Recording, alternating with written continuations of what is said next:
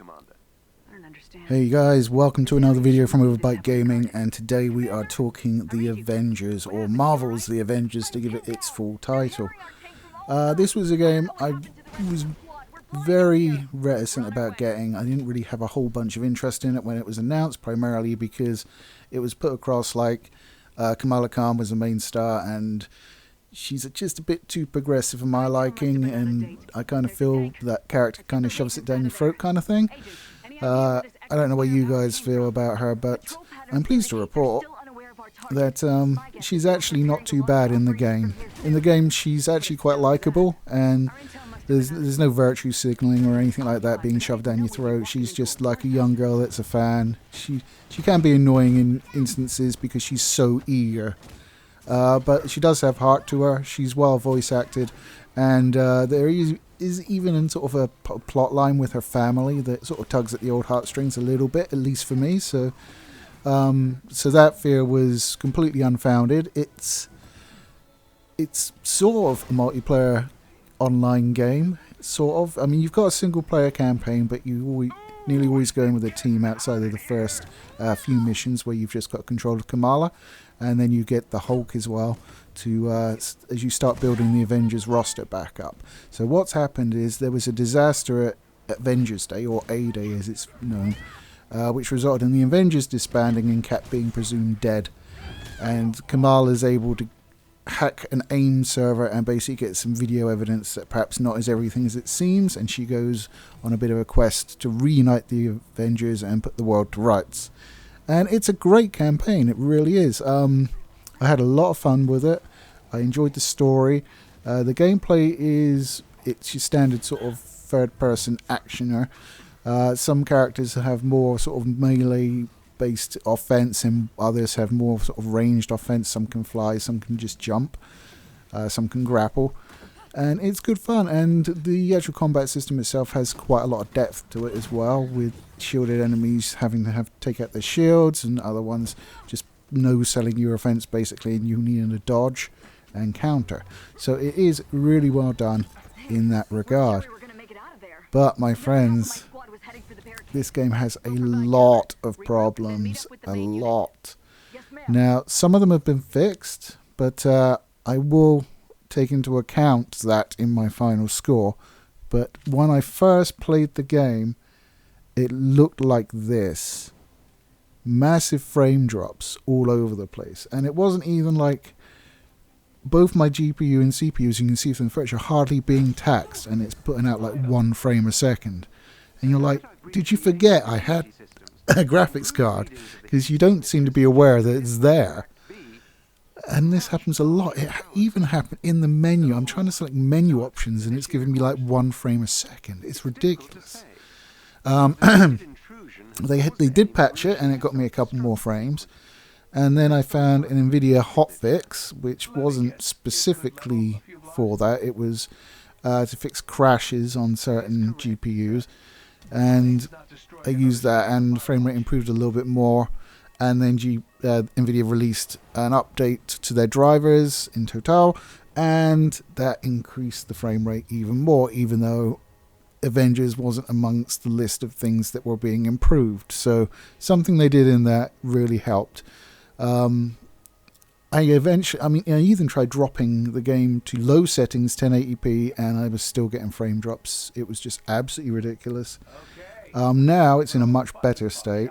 The only thing I had to turn down was the texture settings. I downloaded like the Ultra Texture Pack, which is another 20 gig, and I was getting a few frame drops in that, not as badly as previously, but I bumped it back down to like very high, and now it runs like I think between 60 and 90 in general, which is perfectly fine for me. It will sort of blow its load. It's really weird because at the start of missions, when you're like coming in on your helicarriers, your little ship, Quinjet, there was the word I was looking for. The frame rate will go off the charts. It'd go up to like 300, but as soon as you get in sort of control back, it will just take a nosedive again. So they have fixed a lot of the performance issues, which is nice. The last mission in the campaign, I just kept crashing until I applied that hotfix from NVIDIA. It just just... No. I can't believe it was put out in such a state.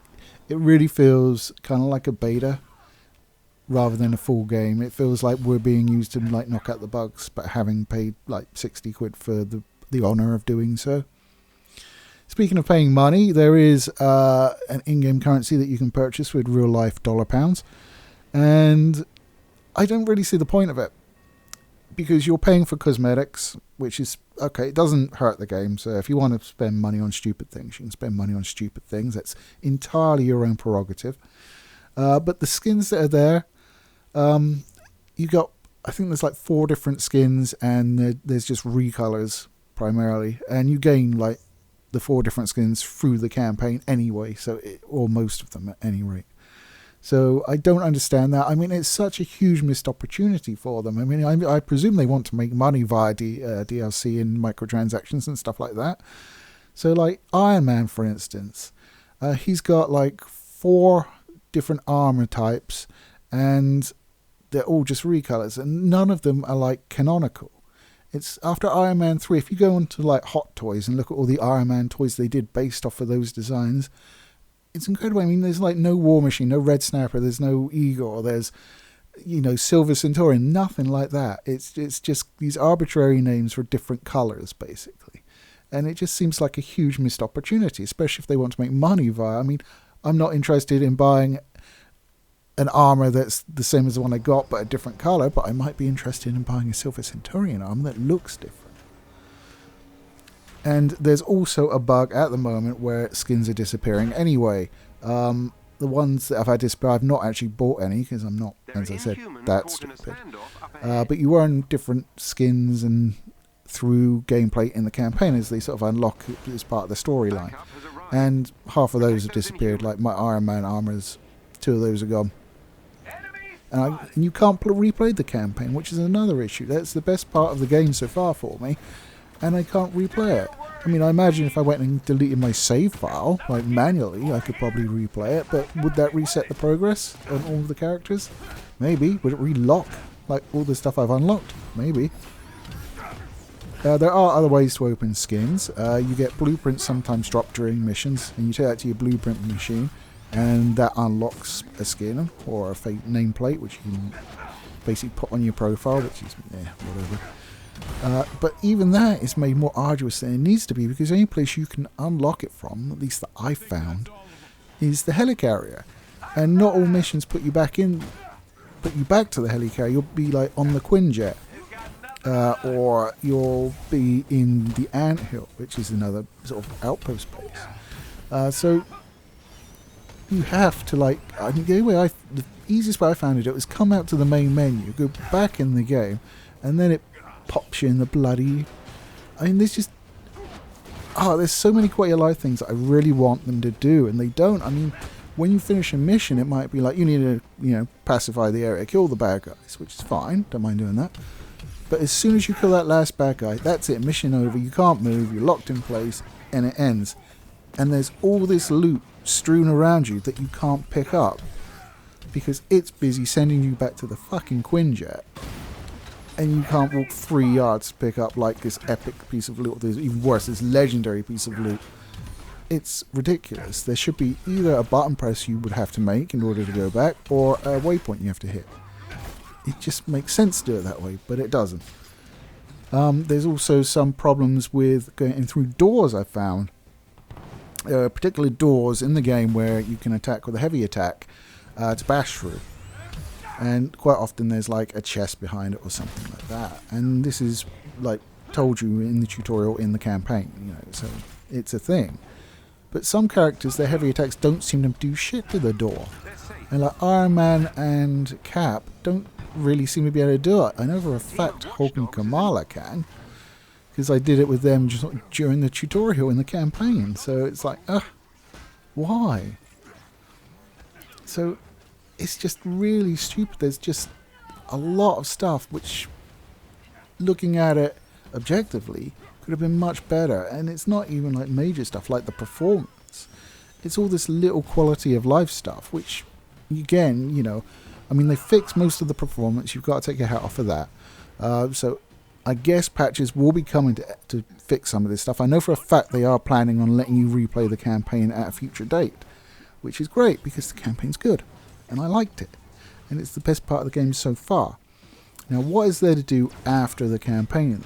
So after the campaign, you're able to go into this mode called Avengers Initiative, which is essentially just picking missions off a map. Some have a storyline to them, and you get cutscenes, which is nice. More of those, please. Some are character-specific ones, and others are just like sort of very warframey. This is this type of mission. Go do this. And you can do those either with your companions, which are your AI-assisted things, which took me ages to figure out how to nominate which ones I wanted as companions, but managed at the end. It's not very clear on a lot of stuff either. Or you can go in and have it matchmake. Now, I'm not a big multiplayer fan, so I haven't tried this aspect. I have heard that matchmaking is a bit broken as well, which is kind of par for the course at this point. So Avengers, it's one of those games. It's after coming off of UFC 4, which I was so ambivalent about. I mean, I like the gameplay. I think there's potential for it in future releases if they keep the sort of more storyline mission arcs rather than just throwing in lots of mission types and expecting you to grind them all the time. I like the fact that you can unlock the skins without spending money, so you'll get challenge cards for each hero and you'll work your way up it. And then at each tier you'll get like, oh, have some like in-game currency, or have a skin, or a nameplate, or basically what's a finisher in the combat. And you can get money that way, you can unlock skins that way. I've not found any other way to get the in-game currency yet. I don't know if they'll introduce that, it would be nice to see. I'm building up plenty of in-game currency, but it's just like, oh, well, you can buy equipment. So each hero has like four equipment slots, and you can slot it in, and you obviously want more better ones, and you can also level them up, but they're like set. So like the sort of weakest ones you can level up to like 3, and then up to 10 or 12, something like that. So it makes upgrading it a bit more of a headache, because you're like, well, potentially this can go up this far, and this can only go up this far, even though it's better now, it won't be after I've up. So there's a lot of sort of stat juggling you have to do. You can sort of like get the game to equip the best ones for you, but I have no idea how the metrics on that work, whether it's just, oh, this is higher power, that's better, or this increases more stat, that's better. What is better? I don't know. I know power levels sort of like are recommended, so you have a power level based on your gear, and it's recommended, sort of the missions have a power level recommendation to them, and it doesn't gate you because of it, but I don't know what the power level means. I mean I could equip a bit of equipment that has greater power level, gives me a buff that I never use, and sort of like, say I'm playing the Hulk, decreases my melee damage but increases my range damage, something you rarely do as a Hulk unless you're taking out like a turret or a drone or something like that. And to me, that Hulk is then going to be more inefficient. It's not, so it's got a higher power level, but I'm not going to do as well with him. So I don't really understand the bearing of the power level and whether that has any impact over just the stats. I think the power level is this arbitrary thing that's just thrown in there. It's very much like Destiny too, in the fact that you have the power level, and all of the sort of the vendors that you meet are really Destiny 2-esque. There's no getting away from it. So it's this weird conglomerate that just feels half-baked. There are certainly good points to it. I mean, the graphics is great, even on very high. You know, when it does run smoothly, it's a joy to play. The combat's really nice. I really enjoy it. And obviously, being a big Marvel fan, going around as Hulk, Thor, even Miss Marvel, who's surprisingly fun to play. I mean, who would have thought? And there's a super epic bit in the campaign featuring her, like near the end. I was like, holy shit, I did not expect that. But I'm not too familiar with the characters. Maybe she's done it in the comic books and I was just surprised for no reason. But yeah, I did not expect it. It was great. it was a real moment for me going through that. And I'd like to experience it again at some point, please, Square Enix. So you want to pop out that patch that lets me replay the campaign, that'd be lovely. Okay, guys, I've been going on for a while now. You've seen yourself from the footage what the performance was like. I will reinforce that it's nowhere near as bad now. As long as your NVIDIA drivers are up to date and you've got that patch that they released, it doesn't seem to be performing as bad, at least for me. I mean, some people have never had a problem with the way it performed. Others, it's still crashing all over the place now. So, I guess if you want to get it, it's kind of a dice shot. Would I recommend you getting it? Oh, that's tough. I think if you're okay just dealing with the campaign, and that outside of that, the fun factor really goes down. I mean, even missions with like a storyline to them, they're not as gripping as the campaign. So if you're happy with that, then maybe it's worth a buy. But there are a lot of quality of life implementations that need to happen for me to wholeheartedly recommend it. And obviously, like, the first few days I spent with it were a nightmare. I spent more time in the options menu than I did playing the damn game. Can you believe that? And of course, you've got the elephant in the room, which I haven't even touched on yet, which is the absence of Spider-Man in all but the PS4 versions. Now, I kind of get it from one way, in that, okay, PS4 probably have a license, you know, they've got the Sony movies, so I can see they're probably just exercising their license, but Spider-Man, if he's going to be in a game, he's such a big character that he needs to be in all versions of the game. And, you know, at this point, I mean, he's not going to have an impact in the campaign, obviously. I mean, so he's just going to be a character you can play doing repetitive missions or the sort of small story arcs after the fact. So if you included it for everybody, then he would have been in the campaign, which is easily the best part of the game. So, yeah, I don't know. I'm quite happy playing the Avengers that are available, and I know there are more coming. Hawkeye's definitely available because he has a cabin that you can't get into yet, so we'll see Hawkeye. Whether it's Clint Barton or Kate Bishop, I'm not sure. I've heard rumours for both, so or maybe they share a cabin. I'm not even sure if that's weird. No, not too up on Hawkeye or Kate Bishop, so yes, I don't know if that's particularly creepy. But yeah, so there's more coming down the line. Apparently, they've stated it's going to be free, the updates and sort of the... I mean, I can see them implementing like more mission arcs and stuff like that, which would be nice, definitely. I think Spider-Man should come across eventually.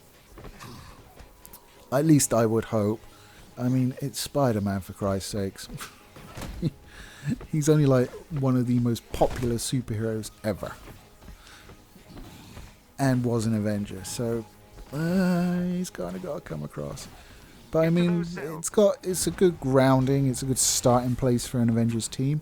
I mean, and there have been so many members over the years that the sort of the scope for additional character DLC and stuff like that is off the charts, and I'm really looking forward to seeing what they do with that.